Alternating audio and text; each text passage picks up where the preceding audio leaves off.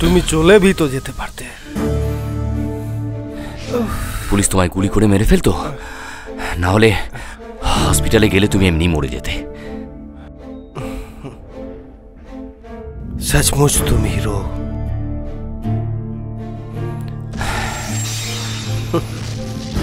আমার মতো অনেকেই আছেন, কিন্তু ভিলেনদের জন্যই সব অসুবিধে। ওদের শিক্ষা দিতে পারলেই আমাদের স্বপ্নের রাম রাজত্ব ফিরে আসবেই।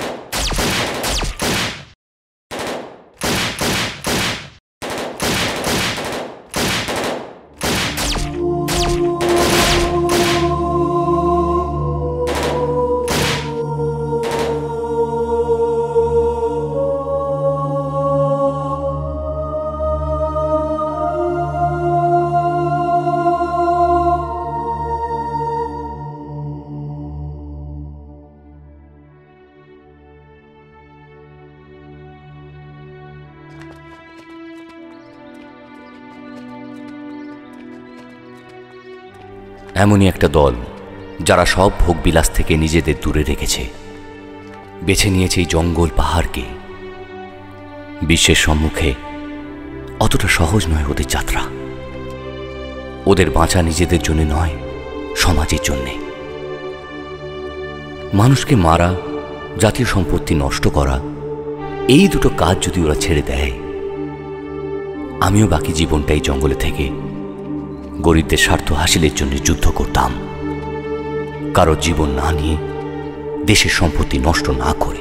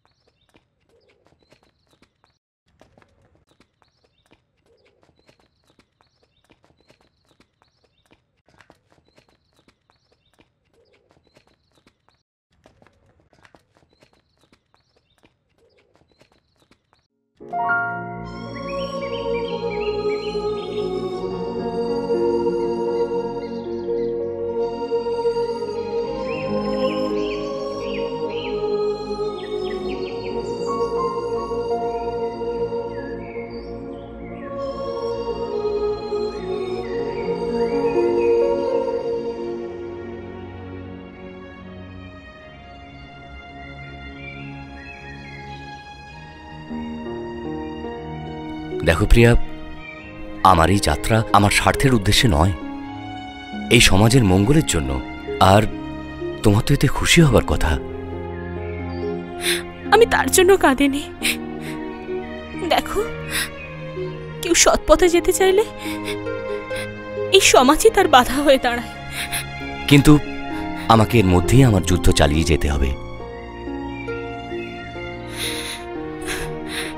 তাছাড়া আমি যার কাছে যাচ্ছি, উনি সব সমস্যার সমাধান করতে পারবেন। তুমি কার কথা বলছো? সময় এলে সব জানতে পারবে।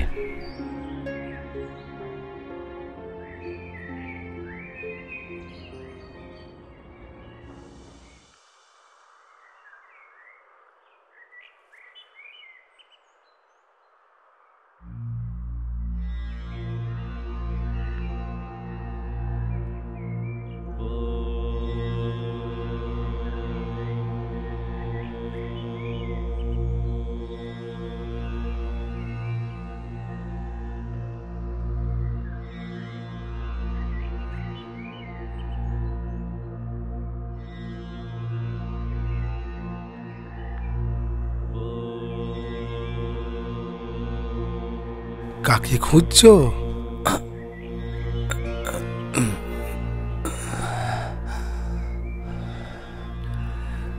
ভগবানকে। ভগবানকে? হ্যাঁ, আমি পড়েছি ভগবান কল্কি বাবা চিরঞ্জিত পরশুরামের থেকে ব্রহ্মবিদ্যা শিক্ষা করে এই পর্বতে সিদ্ধিলাভ করবেন। সে কি করেছে?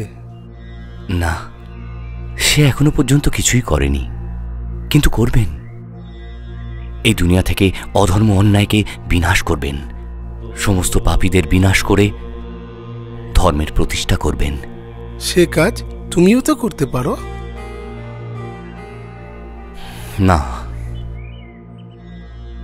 সে কাজ তো ভগবানের। আমি তো কেবল একজন সাধারণ মানুষ।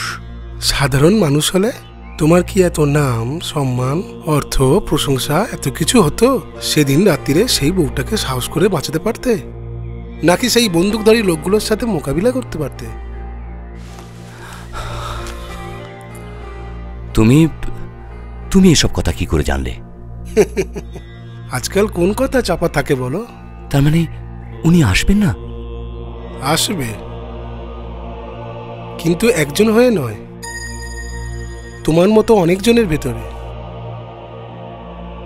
সব বীর ধর্ম পুরুষের হাতে তলোয়ার ধরাবে, যে নাকি পৃথিবীর অধর্ম অন্যায়ের বিনাশ করে ধর্মের প্রতিষ্ঠা করবে।